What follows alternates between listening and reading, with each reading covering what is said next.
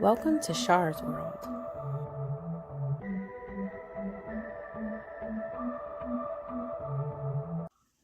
Hey guys, welcome to Shar's World. So I'm hoping that you're enjoying my vlog and taking whatever you are supposed to take from it. This something came to me about job applications. So it's been a year since I've been to work and I feel like I want to go back. I'm not one to just sit. I'm not built to be a stay-at-home mom. I need to be doing something. If it's not work, I've been in school. And if it wasn't school, then I'm at work. So there's been a couple of things that crossed my mind where I was thinking about volunteering for this program for teen mothers in Pottstown. How ironic, right? Because I have the Mother's Den, and it's like people are like, well, why don't you do stuff for the Mother's Den? And I want to, I just don't have the energy. I think the gusto for me to do something like I wanted to do the drive for homeless women that I did before. And I just haven't been finding the motivation to do it. I was just saying, like, you need to just do it. Like, just post it. We're collecting donations for homeless women, and I just haven't had the energy. So I looked online last night. So I've been talking about employment for the past month. I applied for a job at Einstein for like a per diem social work position. It was like the weekend shift, like one weekend a month or something like that. But I applied for it. Like, I don't think I really updated my resume. I just sent them what I had. Like, I updated a cover letter and I just sent it. And I was like, all right, well, whatever. But I haven't actually actively did any job search. I'm nervous. I'm a trained social worker. My job is to help others, and my brain is, cycling with those negative thoughts like, Rashardé, you need help yourself. And it's ironic because I always tell other people, like, use your story to help others. But when it comes to me, it doesn't apply to me, right? It's like, no, you're supposed to be higher than that. You're supposed to have your shit together. Like, you're supposed to be 100. So I'm not 100. I don't even know what percentage I am at. There are things that with this job search, like, okay, yeah, I applied for Einstein, but hello, ambulance sirens, triggering. That is like a super trigger. That triggers flashbacks for me. Working in a hospital, triggering. Not really a fan of hospitals anymore. Not sure, like, the client population I'll be working with. So it's like to go back into the helping field, but with limitations. Like, what can I do? I was, my concentration was in interpersonal violence and trauma. Not yet.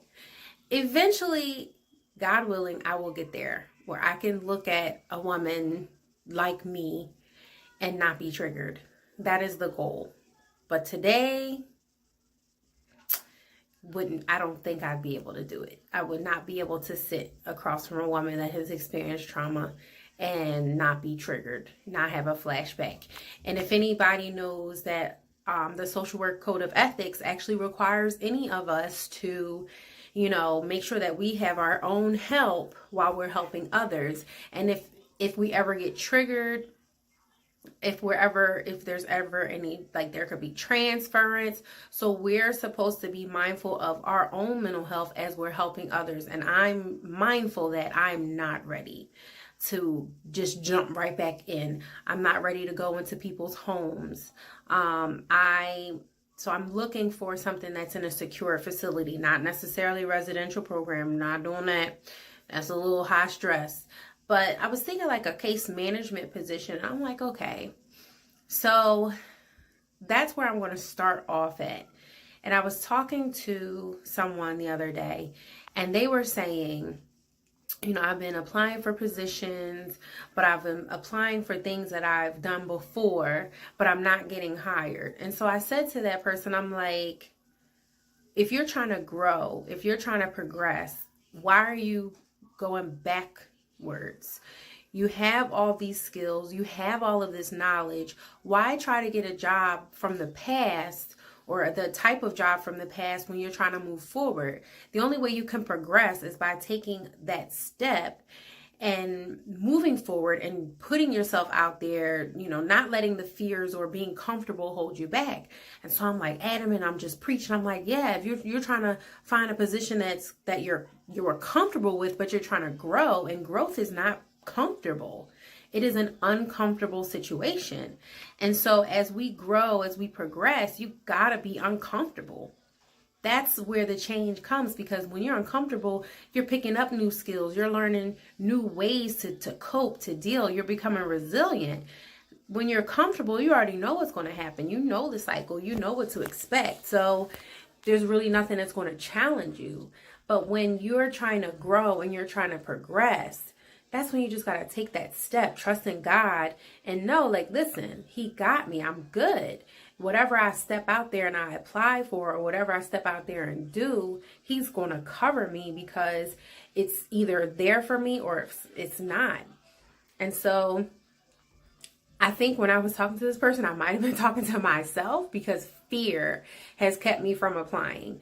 Fear of not knowing if I'll be able to handle the job, not knowing how I'm going to explain to supervisors what I can handle, what I cannot handle, what happens if I am triggered and on the job, and who do I go to? Like, what do you do in an interview, or when you get a job and you say, I'm a trauma survivor, and if I get triggered, can I come to you to talk to you to help, or do I have to have my therapist on, standby so I can text and say, oh my gosh, like, how does a survivor return back to work without wanting any attention of being a survivor, or a previous victim, or, having gone through medical issues and all these appointments and all this stuff? How do you go back to the regular when life is not regular anymore?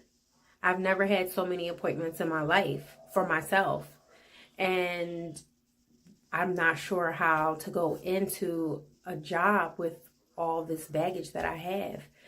But one thing I had to remember is that I am skilled, I am highly qualified, and I hopefully will get to the point where I can say my story, or the trauma that happened to me, has given me a set of skills that I could use to help others. And I'm waiting to get to that point. But what would you suggest for all of those that know HR or hiring processes, or, even in personal experience? What would you suggest for a survivor returning back to the workforce? Thanks for tuning in, guys. I look forward to seeing your comments and your posts and your suggestions.